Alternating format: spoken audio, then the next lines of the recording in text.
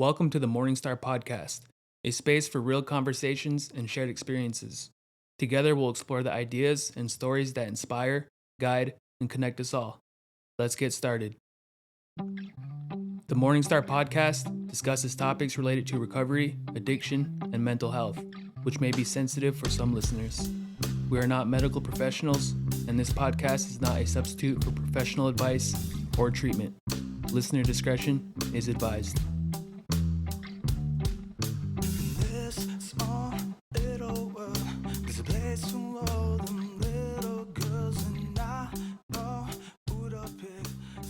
Good morning, everybody. Welcome back. This is the Morningstar Podcast again. I just want to say thank you. It seemed like the past couple weeks we've been hearing good reviews, good vibes from the first couple episodes that we have put out so far. So we're here again. We're culture department, and so we've invited him on with us here. We're glad that you came here this morning, Hans. Thank you. We had Dez, one of our other Bismarck POCs, reach out to you about a week or two ago, and you gladly accepted. And so we just wanted to visit with you some, hear your perspective as from being somebody that's from where we're from, somebody that that we can relate to. So we want to just ask you some things and visit, laugh around, joke around. Yeah.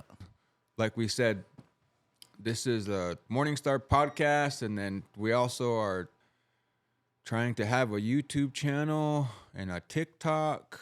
We got a Facebook page out there, and the whole point, the purpose behind all this, what we're doing here, inviting you up and having all this equipment and stuff, is so we can try to spread some positivity, try to share some good messages, try to break some stigma.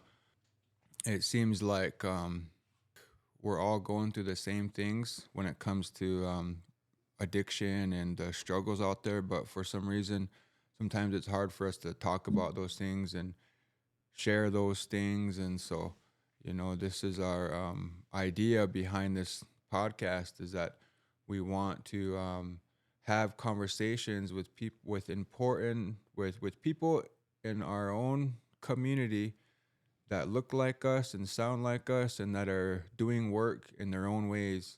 And so we plan to have conversations with CPS workers, PD, social services, just helpers, people in the community, grandpas and grandmas, and people that have their own perspectives to this thing that we're all going through. And so again, if you would just like to introduce yourself a little bit, just some of your background and whatever you want to share with us to get started. So it's freestyle. Yeah, Freestyle, man.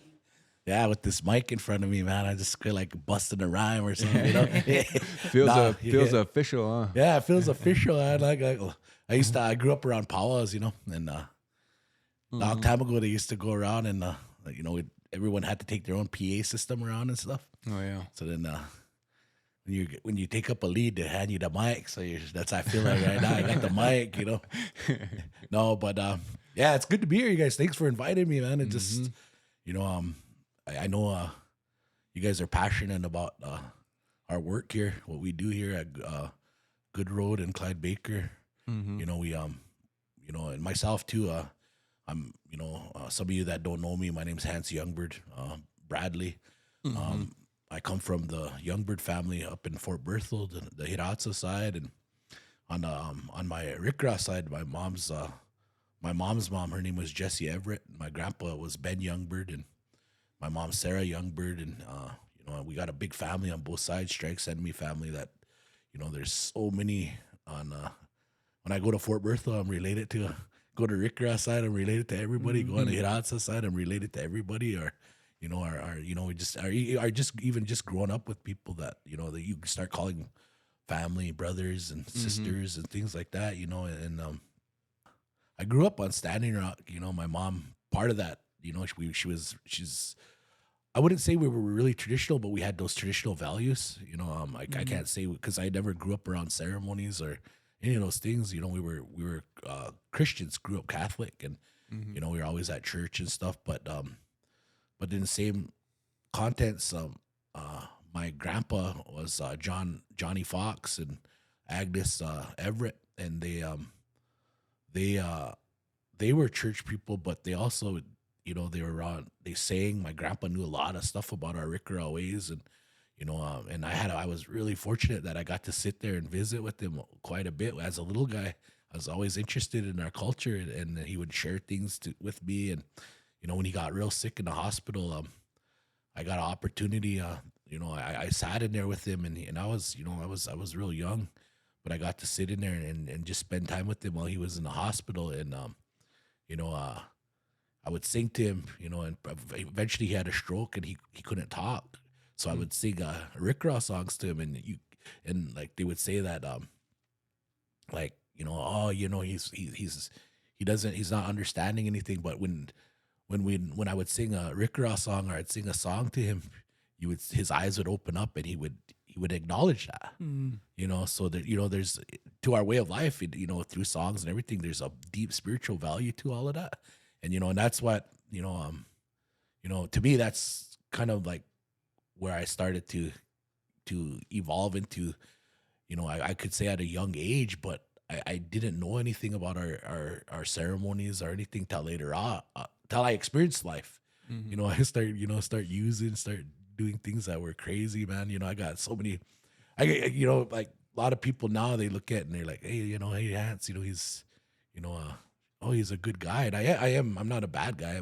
But even me, I got a past. I did some crazy, crazy things. And people that know me the best know. Yeah, man, that guy was in the bars all the time. He drank for almost a whole year straight. I had a lot of loss growing up. Seeing my best friends pass away. In 97, 96, 97, living on Standing Rock, we had a big. I wouldn't say a pandemic, or I don't know what the word would be for that, but we had there was a lot of suicides. That year I was at funerals all the time of teenage friends. My best friends that I went to school with, I grew up with, and man, it was devastating. And when you're young, and and my mom and dad split up a couple years before that. You're looking for a male figure to help you cope, and I didn't have that. So I was lost. I didn't know what to do, and so I turned to my alcoholism. Then pretty soon it turned into drugs, and that's kind of it was a tough story.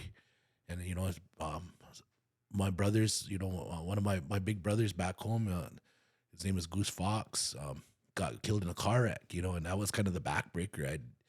I was, man, he was so close. He taught me how to sing. He was one of my closest brothers, and and after that I just lost it. So for about a whole year straight, I think I probably was sober for maybe 2 weeks total. I was just drinking and running around, getting lost in my addiction, and then a few years later, my girlfriend that I was with, she was I had a dream about her. I had a dream she was pregnant. And in my dream, it was a little girl, and she was like a teenager. And I was like, "Hey, who are you? You're really pretty. You look like me." And she said, I am. I'm your daughter." And then I was like, "Really?" And she's like, "Yeah." So I gave her a hug, and we start talking. And then I woke up. And at the time, I was a really good uncle. I'd go get my nephews, and they were like my sons. I'd pick them up and do stuff with them, but I had no kids. And then I had that dream, and I was like, "Man, I'm gonna be a dad." And a couple weeks later, then my girlfriend, she found out that she was pregnant. So then my concept changed of sitting there feeling sorry for myself and continuing going through that cycle of drinking and partying and all that. I was like, man, you know what? I got to do something different. I've got a life that's coming, you know, and I got to take care of this life. I got to be a good father figure. So I started. How old were you? I was about 23 years old when that happened. You So know, you were a young dad too. young dad. Yeah, you know, and then it was you know, it was like I was scared, but yet I was excited, and I knew that I had to be something different. You know, I had to be something different than what I was doing at the time. And so I ended up kind of getting my, you know, from drinking every day to like drinking maybe once a month, like, you know, and then, you know, finally, I decided that I was going to be sober as like, you know what? I can't just go back and forth. I can't jump back and forth. I gotta either I'm gonna be sober or not. So on What was that like? You think is just your internal? You just knew better, or did you have uncles and dads that kind of saying stuff to you, or is it just you're just internal? You're just I think you know, like now that looking back at the time I didn't know it. You know, I mean, you know, being now living a life with spirituality and stuff. You know, back then I would you know, I didn't have a lot of influence in my life except for my mom that would say, "Come on, son, you shouldn't be drinking. You know, don't do that. You're hurting yourself." You know, but as a young man, I was looking for a man to tell me that. You know, I was looking for a man to help me, and I didn't have it at the time. You know, and me and my dad, after he and my mom split, I was angry. You know, I don't want nothing to do with him. You know, I felt he left us all. So I was abandoned. Had these issues, plus, you know, burying your closest friends, and you know, and you know, just these traumatic stories that you know, and I think what it was, you know, now it was my spirit. My, you know, knowing now the stuff I know is it was my spirit, you know, telling me, you know, either you change or you're gonna die, you know, or either change or something bad's gonna happen, and it's not just gonna happen to you; it's gonna happen to this little spirit that came to you in your dream. She's gonna have probably even a rougher time than you had, you know. And these things were in my heart and in my mind, and they were saying these things, you know, and so New Year's after she was born, so when she was born, I drank probably about 2 3 times, and the last time was New Year's that year. New Year's Eve, one of my friends came over. I wasn't even planning on drinking. He came over and he had like a 6-pack or something. He said, "Hey, you want to drink?" I said, "Nah, I really don't really want to drink." He's like, "Just have a beer with me." So I said, "All right, I'll have a beer with you." So I sat down and had a beer with him. And I said, "You know what? I don't want to do this no more." Even usually like beer was my thing. I loved to drink beer. And at that moment, I was like, "You know what? This beer doesn't even taste good. I do not want to drink this anymore." You know, so I told him, I said, "You know what? I'm done. I'm not going to, this is my last beer. I'm done." So he's like, and he looked at me, and you know, usually when you got bros that drink and stuff, a lot of them will say, whatever, you know, or, you know, you know, you're not done, you know, and, or, just have another one. Go ahead, you know, but this bro said, "You know what? I hope you're serious, man. You're drinking. We're all worried about you." He was drinking, you know. I was like, "Man, really?" You know, he never told me that. Never told me they were worried about how bad I was drinking and all those things. So then we ended up having a conversation about old ceremonies. And we've never talked about ceremonies and the language and, you know, things like that. And our conversation became about culture. And I've never had this conversation about culture with my buddies. And, you know, and that was the last beer I ever had. Been sober for over 21 years now. You know, I mean, it's just it's been the best journey. You know, I mean, I remember my old days to now. It's like, you know, I mean, the problems, I still have problems, but they're problems that are solvable, you know. And if they're not, then we just pray about them and we figure it out. You know, we go from there. But, you know, that's kind of like, you know, where I came, you know, like from my beginning to where I'm at now. those are some of the, they're without a lot of detail into it because we'd be sitting here for a long time. And, Yeah. I always tell people I really like to ramble. So, Yeah, I like to.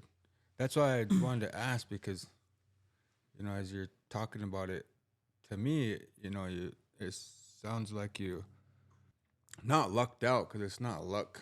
I don't believe it's luck, but a lot of times, right at that age, when we're all at that age, in our mid 20s and all that, first of all, it's like to beat that kind of crab. What do they call that? Crabs in a bucket syndrome. That's usually it's the opposite. Usually your friends are you guys aren't sitting around talking about culture and doing all. Yeah. It's like it's find enough gas money to go make another run. You know what I mean? Yep. And then to just listen to your instinct and your heart.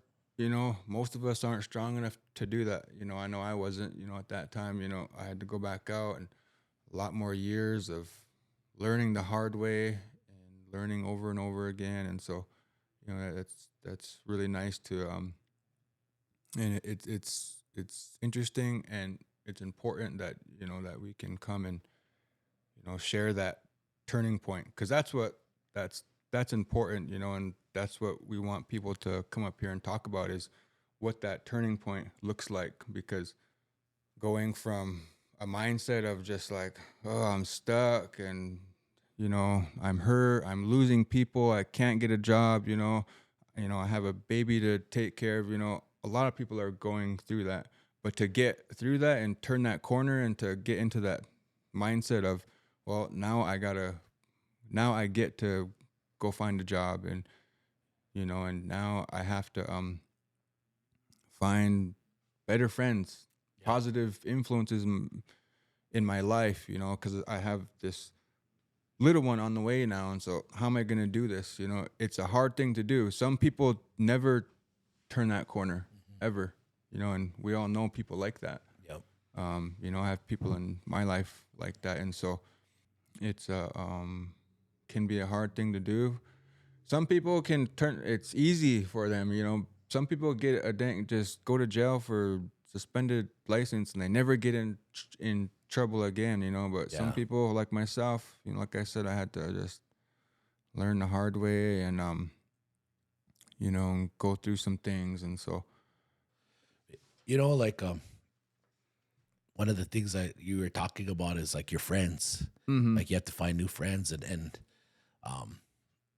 I have to take something back too. I did have one man that was really influential.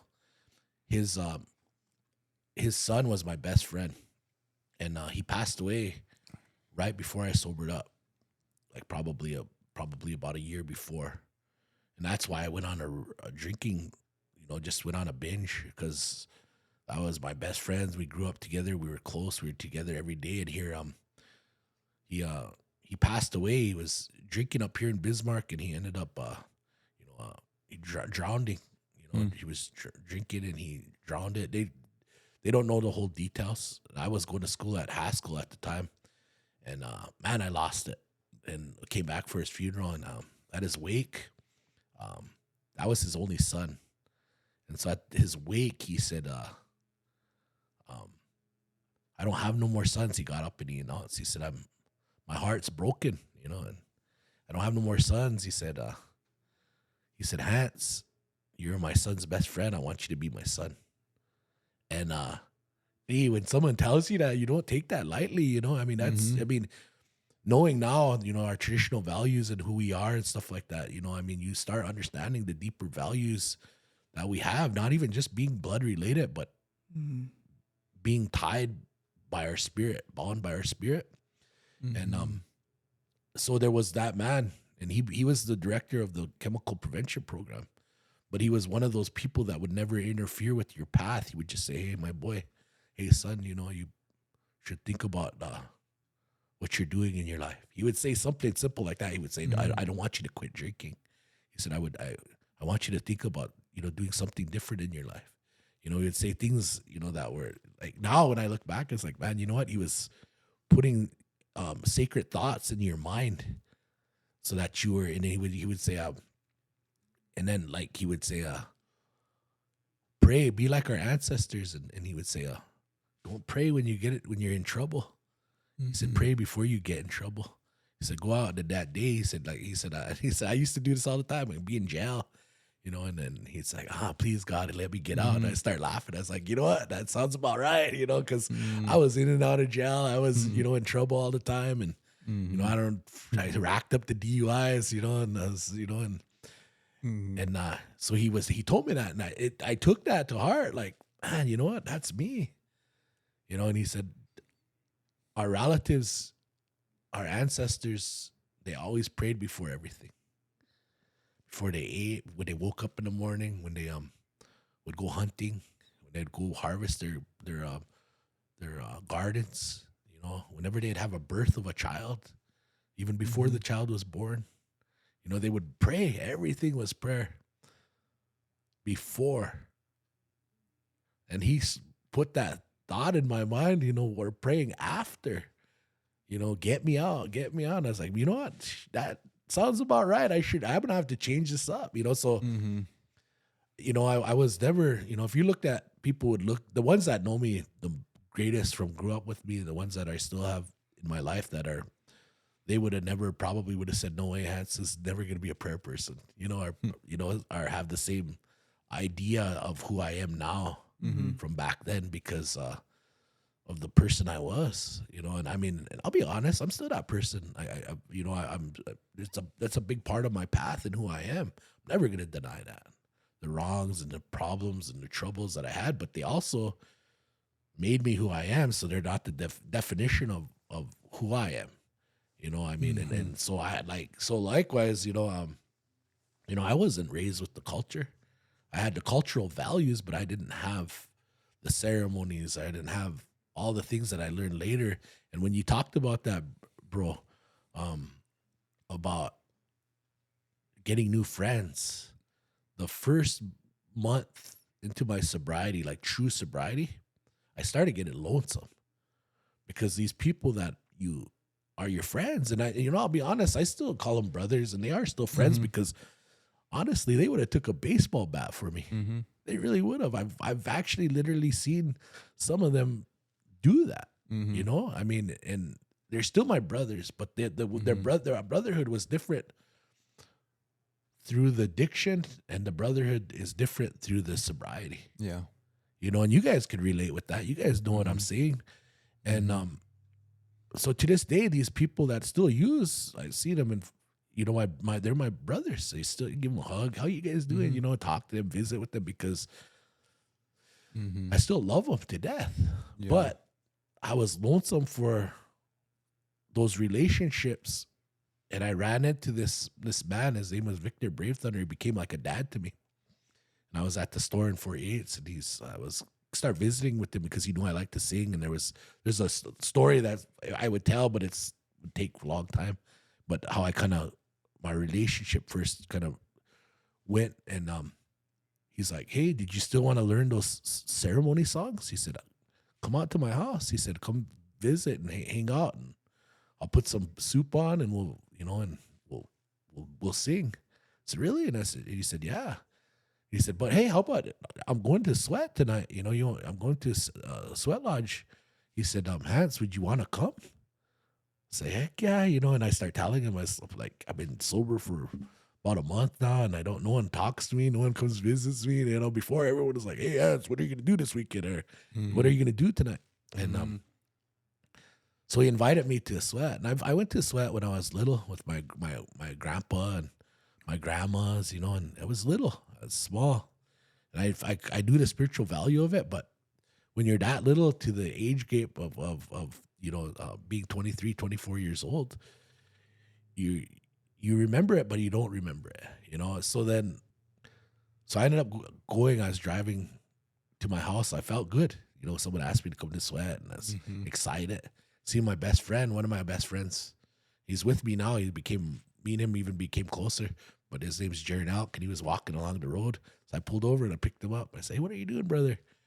And he said, I'm just walking home, smoking cigs, you know. He said, I've been bored. I've quit drinking on New Year's, and no one hangs out with me. And I start laughing. I said, I quit drinking on New Year's. And I says, I was wondering where you're at. And he's like, yeah, same thing, bro. And we had no idea that we both quit drinking on the same day. But we weren't, because we were also afraid if we got around each other, we probably would have drank, you know? So we, and that was before cell phones and all that stuff, you know,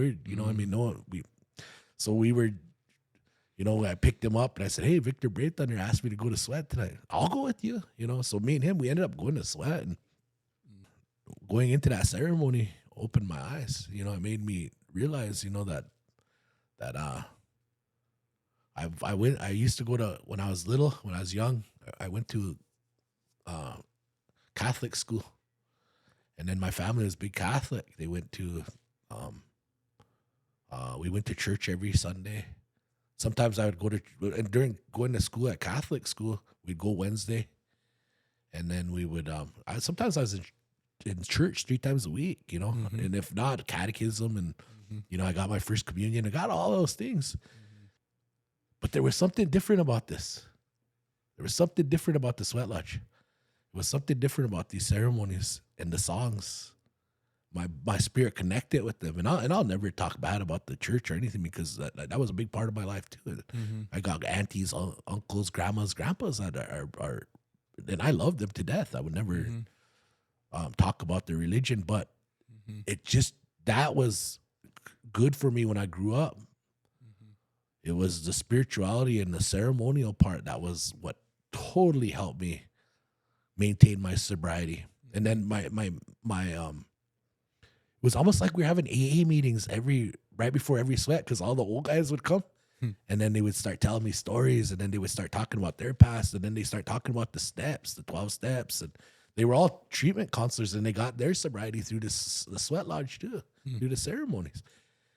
And then pretty soon, like, you know, it was a bunch of me and my brother and a bunch of old guys that were sharing stories, and they were, you know, and I started to get teachings, you know, things that went along with the ceremony. Why we face the Sweat Lodge door east, or why is it faced west at this time? You know, why is, you know, and then pretty soon it's just deep, intricate things for the ceremonies, and you know, they're like, we want to teach you this. We want to show you this. We need young people to learn these things. And that's where my ceremonial journey started, you know, and it was because I was searching, but it also found me too, you know? And I think that's a lot with everybody, is like, you know, that we really search for it, but it's also looking for us, you know? It's deep. It's really deep.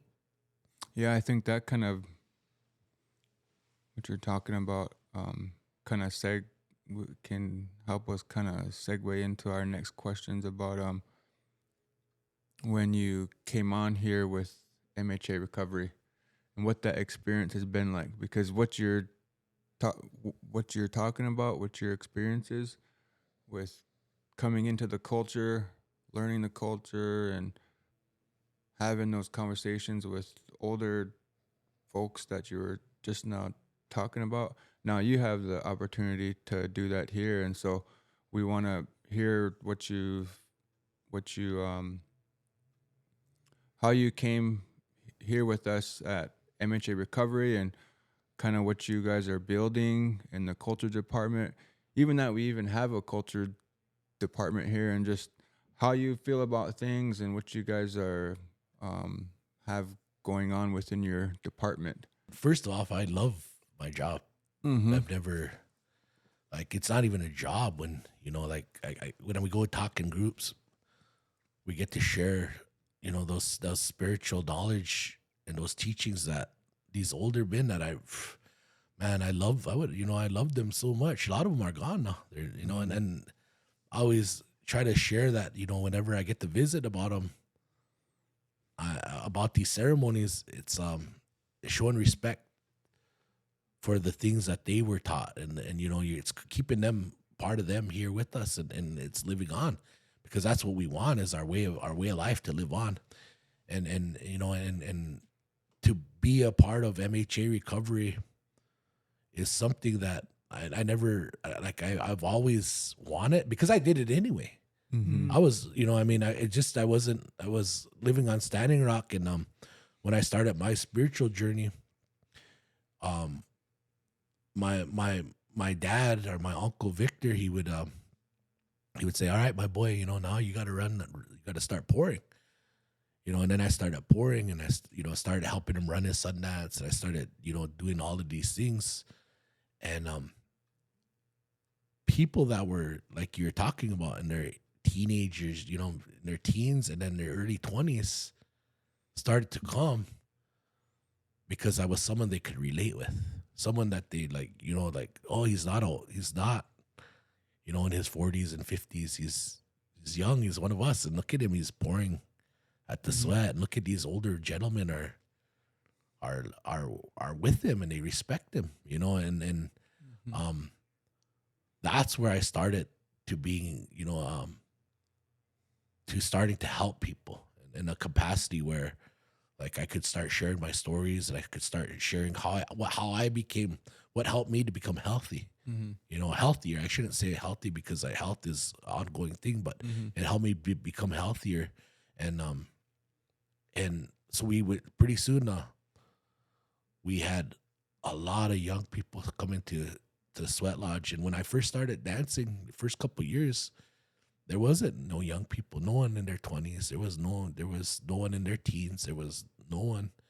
And them just seeing other young people drew them in. And I think that a lot of our people are intimidated and scared of our ceremonies, because you got relatives, sometimes they say, if you start, if you go to a Sundance or you go to a Sweat Lodge, that, and you're not in your right mind, or you might have bad thoughts or something, or something bad will happen to you, or it kind of teach young people to fear it. And so they're, out of respect, they stay away. Like, I was told that you can't go to a sweat for a year, or you can't go to a sweat unless you're sober for a year. These are some of the things that people started to, were saying to me. I was like, no, how are you going to get better? How are you going to learn about your way of life if you're going to, that's a long time to stay away from a Sweat Lodge, And so everybody has, and no offense to anyone, because everybody has different teachings. They're all over. Some are good, sometimes people, they do it. And I always don't, I try not to disrespect anyone, because, some people say, men and women don't sweat together. And I respect that. I've have uncles that are the same way. They won't sweat with women, which I totally respect. But I remember when I was when I was small, I went to sweat with my grandmas. There was family, and that's why part of and then my uncles used to say, yeah, a long time ago, men and women didn't sweat, but now it's different. Because there's not a whole lot of women that run sweats, or there's more men now that are doing these things. So I ran into these different things, and these different teachings, and these young people get scared when they start hearing that you can't do this, can't do that, can't do whatever. They're like, man, I'm just gonna stay away and do the things I can do. And so I started explaining to people, this is your path. The scariest and the hardest part, and I would even share this with older gentlemen that probably had different views of me, and I try to explain it in the most respectful way.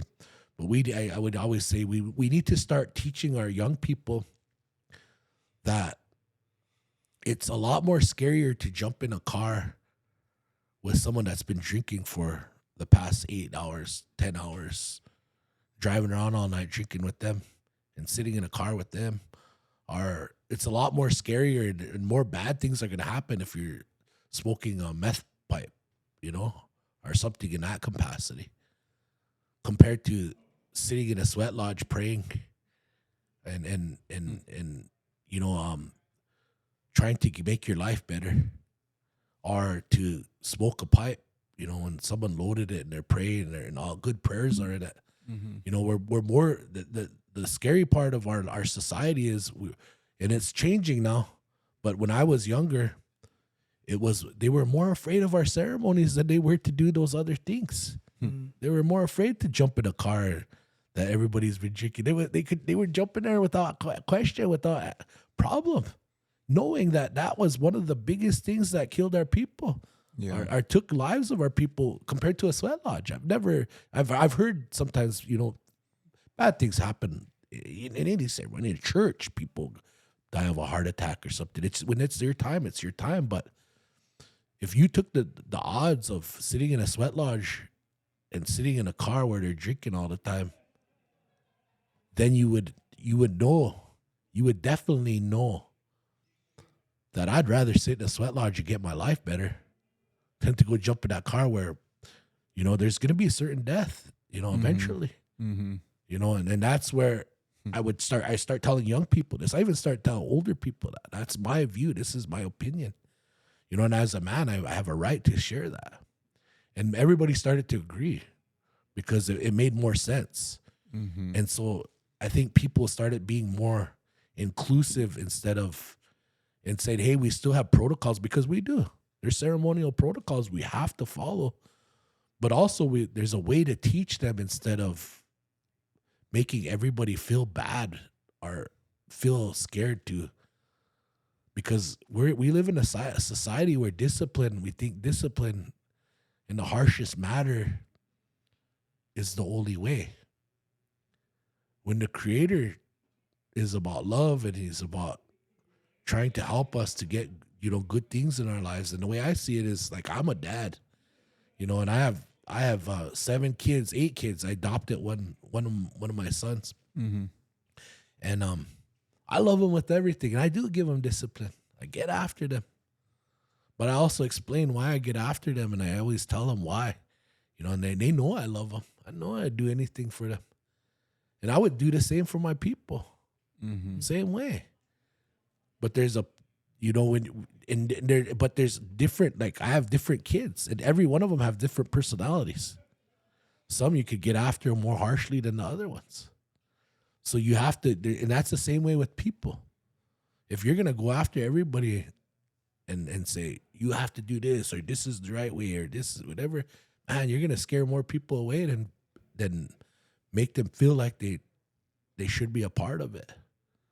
And then I think that's where, like, my job, at Good Road is to try to help people come in and be able to say, all right, I want more culture, because ultimately I think my point of view is connecting people to our spirituality, reconnecting them, because it's our way of life is something that's in our DNA. It's not just, we just didn't, all right, I feel culturally today, or, it's in our DNA. It's in every one of us. And I think that, that getting people in, whether if they have an Indian name, like, and that's one of the things we've been doing. We've been talking with clients, and a lot of them, they're like, I don't have an Indian name. Can you help me get a name? Yeah, we can do that. We'll bring in a family member, or we'll bring somebody in. And if that's what you want to do, and the ones that don't usually want to do it, they're like, yeah, can we, and then it builds their identity. They start trying to, learn more about who they are. This way of life isn't just for me or just for you. This is for all of our people. And the beauty about Good Road is we got some Hiratsas, we got some Rikra, some Mandans. Some of them are even Lakota that are half, our Cree. They all have different backgrounds. They both have, but spirituality is one. There might be traditions and teachings along the way, but ultimately our spirituality is one. Our prayer is, there's one God, there's one Creator. He speaks every language. We all respect the animals, we respect the all nature, all creation. We have different words to say them. But ultimately, we're in a time where a lot of our ceremonies, they're intertwined, or they're I would say how would you they're adopted. Some adopted this or some adopted that. you know, and so which is good because long time ago we were all one people anyway. You know, all of our creation stories talk about how we came onto earth, you know. Mm-hmm. Back then I don't think we had tribes. We just came onto earth, you know, and we were all one. So I mean, we're just kind of going back in that, and they say history repeats itself. So we're just going back into that old time where we're all we're going back to that time of where spirituality was just spirituality. Where we're at the teachings, we have these teachings where we start, you know, and one of the things I'm we've been working on and we want to do a lot more of is bringing in speakers telling the old stories of our history and you know the Mashi stories and our Rick Rock creation stories because there's you know and I've been fortunate, you know, I've been really blessed because I did grow up on Standing Rock, but I also have grandmas and grandpas that are Hidatsa, and you know some of the Mashi stories and the Lakota creation stories are really really close. So it does tell you that they were one long time ago, and through the years, through teachings, they split up and whatever else, but there is still a connection between both of them. You know, which is totally cool.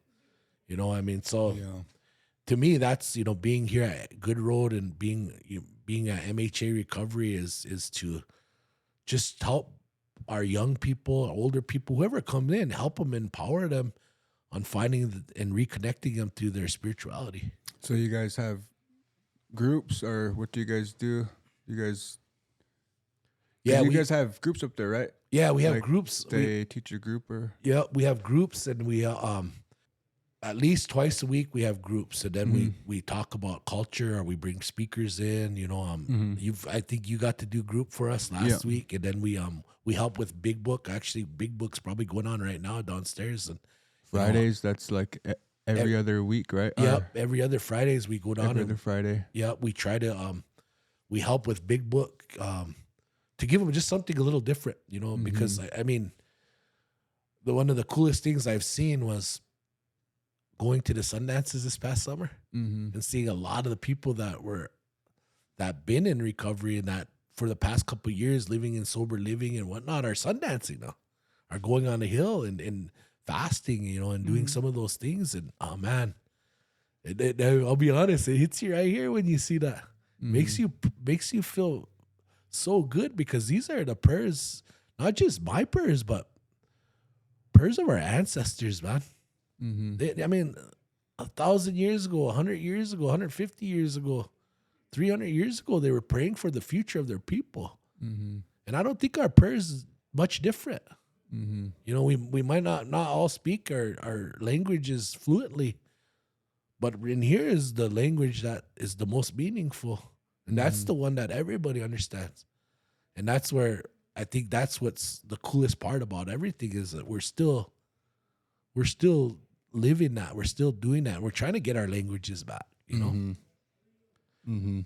But yeah, so we run these groups and we talk about our culture. We talk about, you know, things, you know, I always talk about things in my life.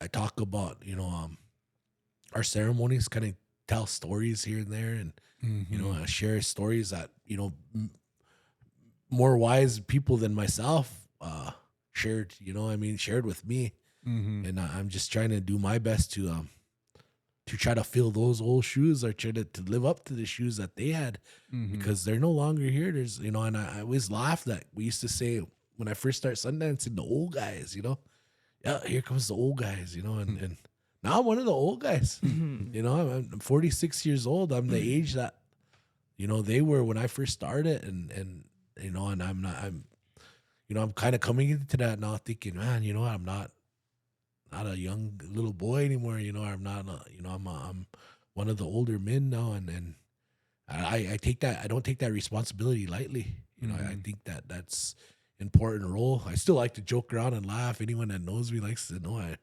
raise hell all the time, you know? Yeah.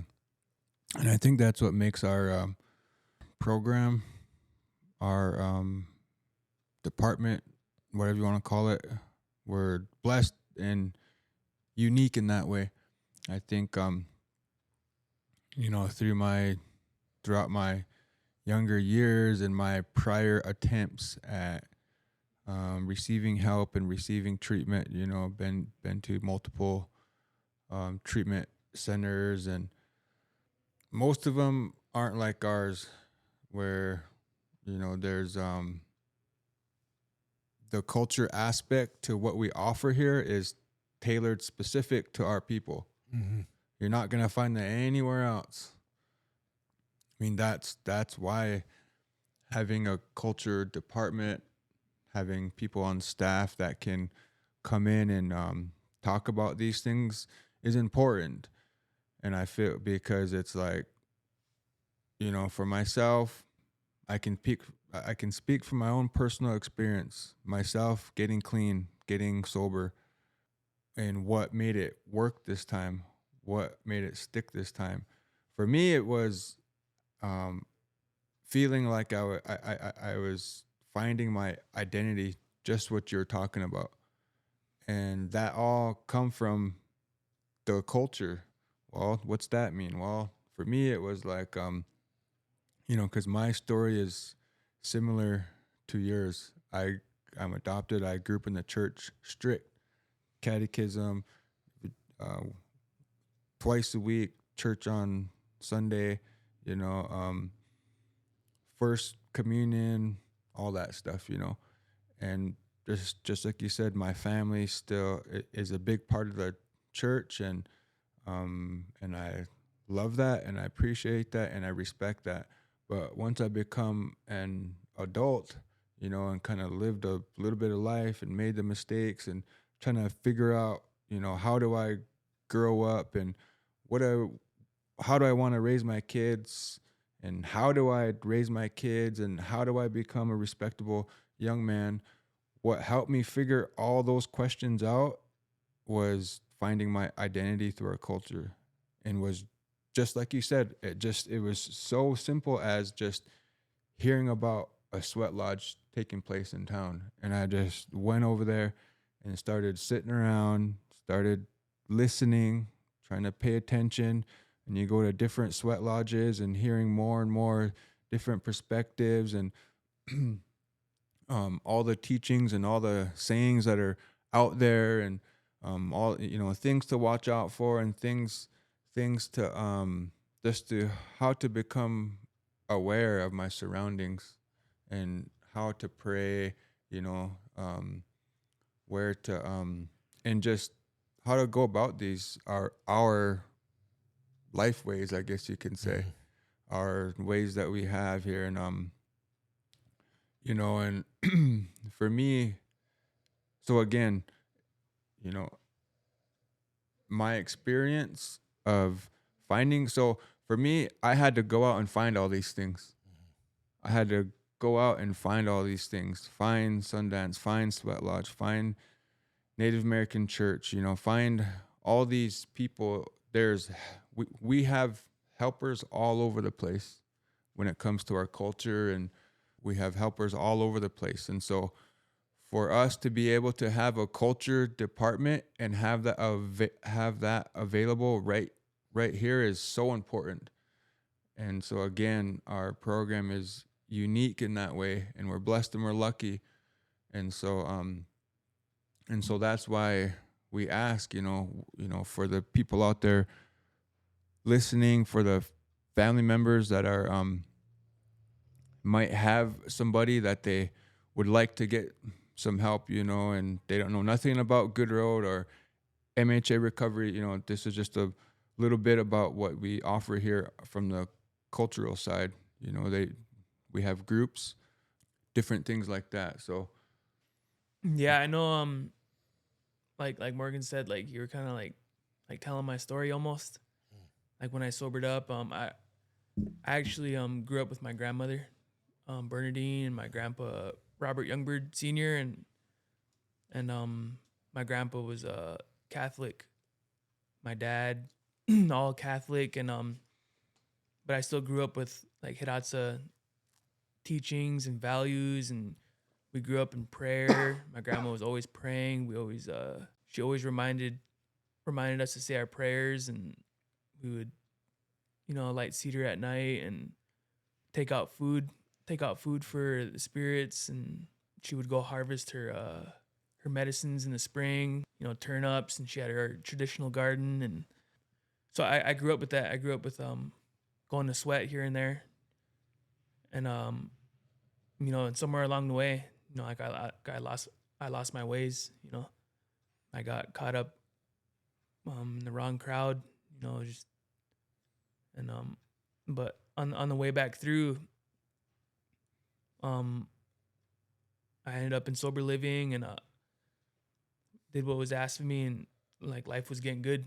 Life got really good, and but you know, like in the back of my head and back of my mind, like it always felt like something was missing. You know, something was always missing, and then it was just as easy as one of the bros asked me to jump in with them and go to sweat. You know, and we traveled an hour and a half to White Shield. You know, and man, I knew like right away that connection was back. You know, sat and sweat, and I think even before that, my first sweat and sober living was with you out at Jarrett's. Oh yeah. Yeah, we were out at the ranch up north at Jarrett Baker's, and yeah, I knew like as soon as I got back, because my whole life, I was finally like experiencing like God, the creator. You know, I was finally like experiencing it. Like my life got really good, and I knew where it was coming from. You know, I finally tapped into that energy that was always in me. You know, that's in my blood, in my DNA, and I think in that early we didn't have a culture department for Good Road, and I think we had we started with Delvin Wolf. He was a cultural guy up there. Right. Yeah. So I know, like, coming in new, you know, man, I don't like to speak for other people or speak for MHA, but we are blessed as a people that we have these resources. We have this culture department, and we have aftercare services and treatment center, sober living. Like I can say that 100% that we are blessed as a people, that we have these resources, and we still have people that know this is here. We have people that are on their way right now for the first time to MHA recovery, and I'm just wondering if you had a message for those ones that are on the way right now. I would say that like our way of life, you know, I mean, you guys, you know, like you guys know our way of life because you guys live it. You guys are, you know, sun dancers. You guys are, you guys go to sweat, and like our way of life is really meaningful, but it's sometimes it's really uncomfortable, you know, and that's okay. It's supposed to be that way because when it's uncomfortable like that, that's where growing takes place, you know. And we're like, I had a conversation. Everyone, like, we're at a time where, you know, like there's so much things happening in the universe, you know, whether it's government or leadership or whatever. They become worried about stuff. And I always try to be as optimistic as I can because I pray all the time, and prayer helps you be optimistic, you know, and it really does, because, you know, that's where that faith and belief. Why do we pray if we don't have a belief? You know, and that's what I tell everyone. We have to believe in what we're praying about. And we have to have a storm for us to get our medicines. Sometimes the storms are harsh. Sometimes they come with tornadoes, you know. Even we're like today, it's supposed to blizzard. Most people are like, oh man, a blizzard. Me, I'm excited because I can look past what's going to happen within the next couple of days to the spring when our sage is tall. You know, when our kidney medicines, Polythera, because it's so big, and we got so many people with diabetes. You know, we got so many. To me, I get excited about the blizzard. I get excited about the real cold. And I know that we got families out there, and don't take this wrong, that some of them don't have a whole lot of heat, or, you know, that I pray that they get taken care of through this time. But we need it. We need the 50, 40 below weather, because that makes our medicine stronger. It makes them way stronger. So then that way, if they're stronger, they're more effective. So if someone takes kidney medicine, it's going to keep their kidneys going. It's going to keep them functioning. Same way with the sage. We get longer sage, and we're going to, we'll be able to have a lot of prayers. We'll be able to do more praying, and that's where, so these relatives that are coming in, my advice to them is you come from warrior people. You come from warriors, the strongest warriors that ever walked this earth. It's in your DNA. Be brave, because what's keeping you scared is that addiction. It's got control of you. It's the thing that's what is making your life the way it is. It's the one that's controlling your thoughts. It's controlling your decisions. It's controlling your emotions. And when you get here, it's going to try to manipulate you, and it's going to try to make you think that you shouldn't be here. It's going to try to make you go home and be with all your friends that have been doing the same darn things that they've been doing. It's going to try to convince you that it's not good here. Once your true spirit starts taking over and it overcomes this ugly spirit that's inside of you, and you start coming back to normality, you start becoming you again, you're going to understand this place is a sacred place. It's a holy place. It's a place where healing and help comes from. And it comes from not just Indian people. We got non-natives that are relatives that are working here too. People that are here because they care and they love. And that's the bottom line to all of it. And that's what I would tell these relatives. Be brave. Take courage. And bravery is not being afraid. It's overcoming fear. It's not the absence of fear. It's overcoming fear and being able to overcome that. And our warriors did that. Our grandmas and grandpas did that from the way in the past. I guarantee you, when things are changing and we're putting on reservations and things like that, they were scared. They would have fought to the death because they believed that there was a higher power. They knew that there was a sacred place our people go to. They go to that sacred place. They go to that other camp. But they love their people so much. They went through all that uncomfortableness for us to be here today. They went through it. They endured it. Instead of saying, you know what, I'm just going to go be with my relatives. They had a deep belief. That's why our ceremonies are so strong now. Is because that belief and that DNA is still in all of us. Every one of us, whether we're an addict or not, it's still there. We just gotta help bring it. We gotta help it grow. We gotta help it. We gotta give it the right environment for it to flourish. Because we are products of our environment.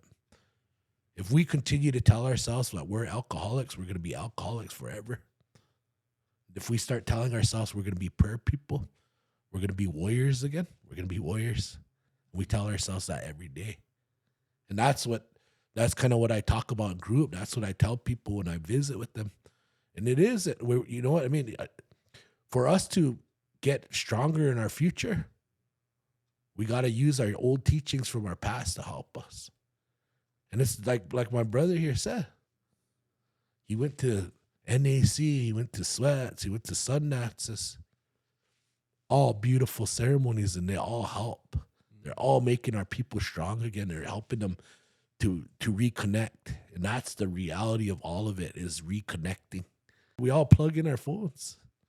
Like even this, we're sitting here talking. We're in a time where if our ancestors look back or looked at us and they're like, what are those guys talking into? It would be different to them.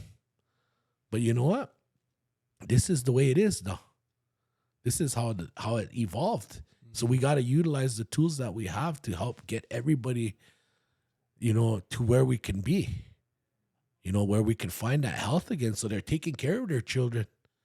So they're being those moms and dads that we know they can be, giving them the environment and teaching them. Even here, the beauty of Good Road is it doesn't just work on traumas.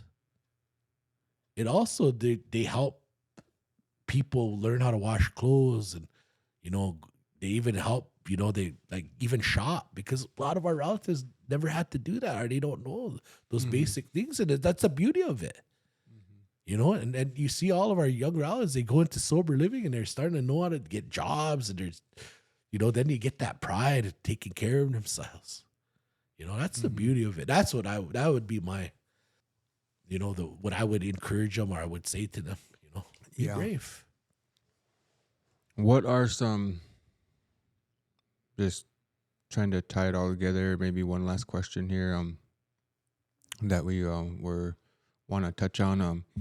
What are some things that the department has coming in the future? I know there's been whispers of an Earth Lodge and possible Buffalo project. So just what do you guys have going on? We kind of been we've been talking a lot, that whole area where we have kind of east of Good Road up there, where we have the sweat and everything now, and we've been talking a lot about trying to like we're horse people.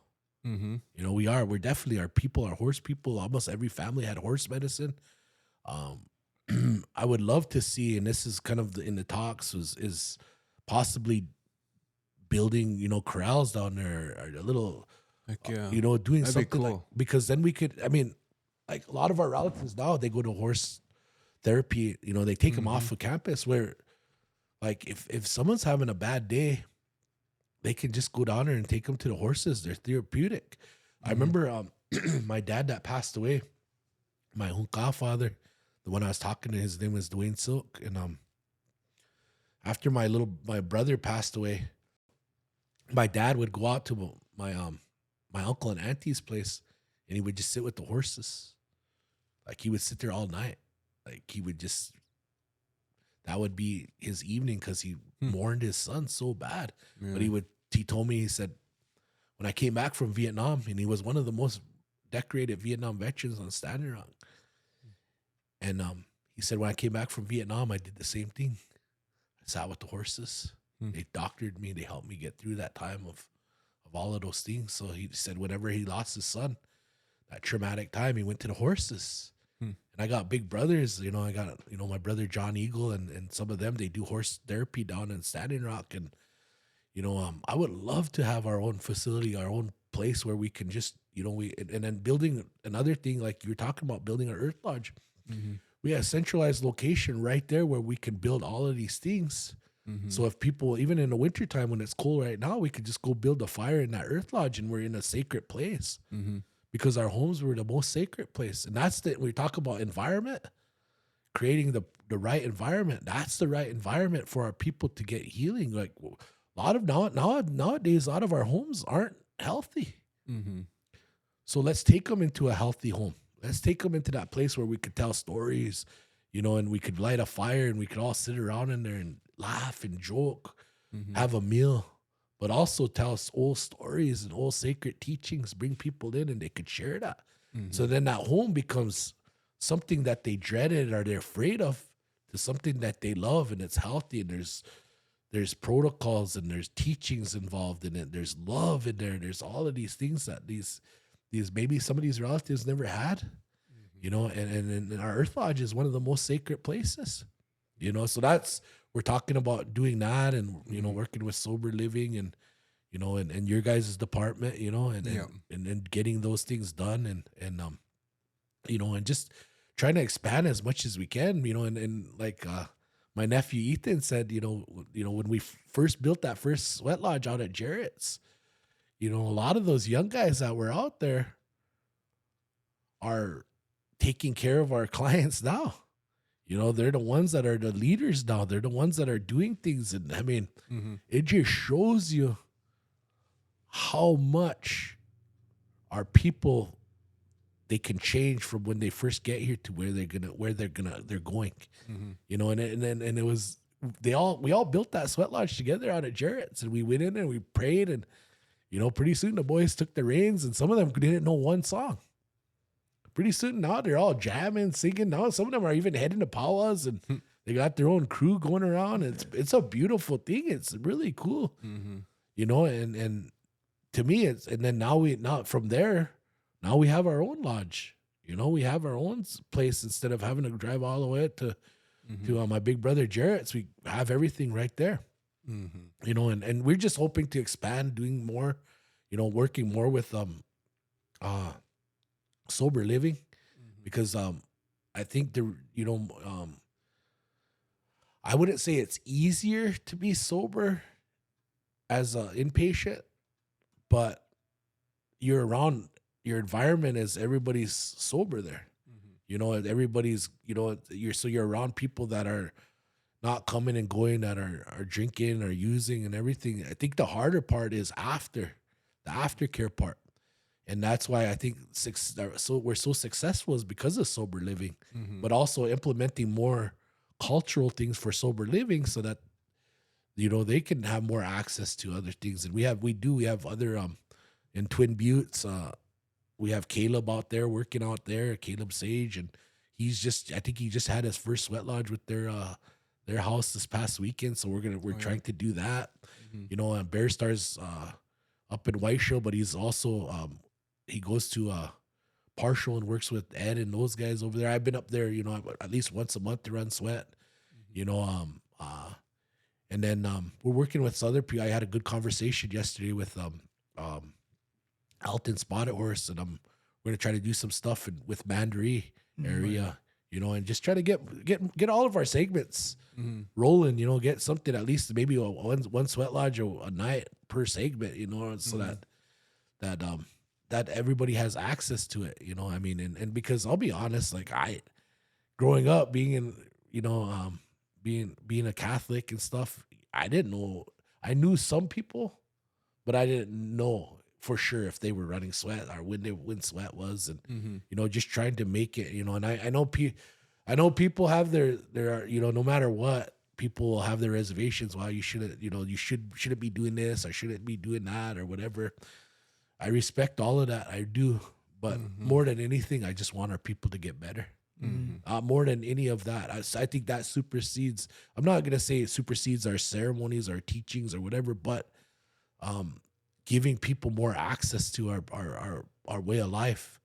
Because it's not like, if we look back, it's not like 150 years ago when we lived it every day. You know, and we could follow those sacred teachings like that every day. It was just part of the norm. It's not the norm anymore. Those that are a part of the culture are the minority in the minority. We're a small percentage. So it can't be the same as it was a long time ago. And this is what I would tell people. This is what I have. You know, I'll be honest. I was, even growing up on Standing Rock, being from Fort Berthold, I got a lot of things said about me. People said things. They put me through the ringer. You know, even my own family, who you trying to be? I was trying to be exactly who I am. And I mean, it didn't dwindle me. It made me stronger, you know, and I don't want the other people to go through that, because I don't want, maybe they might not, maybe they just break if someone says, oh, you're learning Lakota songs, or, you know, are you learning this? Nah, I'm learning how to pray. I'm learning how to connect, because ultimately prayer is connection. It's not prayer. Prayer is just a word. What you're doing is you're building a relationship with the Creator. You're building a relationship with all of these things. If we brought someone from Phoenix, Arizona up here, and they came, and we told them, you know, all right, go around, you know, just go hang out outside, I guarantee you they're not going to be able to handle it. They're not going to be able to handle our North Dakota winter right now. But then you look at us, we're walking around in sweaters. You know what I'm saying? Your environment is really important. If they lived up here for a little bit, then they're going to be able to get used to it, and then they're going to, you know. So to me, with our ceremonies, maybe eventually, you know, when we get more women and more men and everybody, they start learning these spiritual teachings and stuff like that, then we could start getting a closer back to the way our ancestors, you know, intended it to be. But for now, more than anything, we're just trying to connect people to the prayer, trying to connect everybody to get to the sweat lodges and get them to get the help that they need, and you know, and trying to help them so that, you know, they can find out who they are, you know, and likewise again, let's build that relationship. Build that relationship with the environment. Going outside and praying, sitting on a hill, being able to pray on a hill. You know, I mean, I'll be honest, if you don't, they always tell us before Sundance, you know, my uncles and all of them used to say, I would hate to be you if you're not outside working before Sundance. And part of that was, again, building a relationship with the sun, getting out in the sun and working in the sun with your shirt off, cutting wood, getting that sun down on you instead of going into Sundance straight from AC, you know, sitting there in an air conditioned room and then going out and trying to Sundance, you're gonna pay.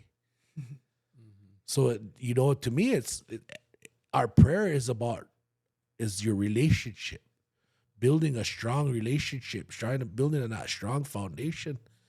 And then trying to, you know, and then putting people in, because I don't know everything. I'm gonna be the first to tell you I don't know everything. There's a lot of things I'm gonna learn. I'm gonna pay attention. I want to learn.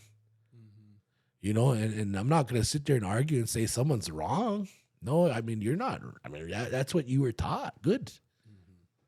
You know, so that's what you know. To me, that's where I'm trying to evolve our program into. You know, being respectful to everybody, but also sharing the knowledge that I was taught, you know, so. Well, thank you, Hans. Thank you very much. That's all. Like I said, I believe in what you're talking about. I've seen it. Learning, witnessing, and the testimonies that you're talking about, it's all real. You know, I say it all the time that I'm happy and blessed to be able to work where I do, to see our relatives right in front of us all day, all week, you know, seeing them come in and, you know, and little by little learning and changing and seeing them get stronger and stuff. And so our culture department and everything you're talking about our morals and our values that our that our tribes live by. It's all worth it. And so it's all worth it. And so this has been really good. We're really happy that you came up, and we're you know, like we said, we're learning as we go here at the Morning Star podcast. And so I'm sure we're going to have you back again. And I know you have other staff members as well. Maybe we can have them up in the future as well. So I don't have anything else unless you have more, Ethan. Okay. He gave me the it's good sign. So, Yeah. well, you know, I just want to say thank you. I just want to thank our community out there as well, all the listeners as well. We want to thank KMHA. We heard them playing our last podcast, and so we've been hearing some good reviews out there, and so people are sharing good things about us and trying to support us, and so it feels good. You know, it feels good, and we feel good about this too. We're excited about this. We're trying to do our best and learn how to be organized and how to carry good conversations and be good, just ask questions and then be good listeners as well. And we've been having to learn how to utilize this equipment. You know, we have our master operator, Jared Volk here. So he's keeping us in line. And so, yeah, we just want to thank the listeners out there. And then Ethan, can you share our social media platforms and how people can get in contact with us, please. We have a brand new YouTube that was launched this morning. You can look us up. It's the Morningstar Podcast.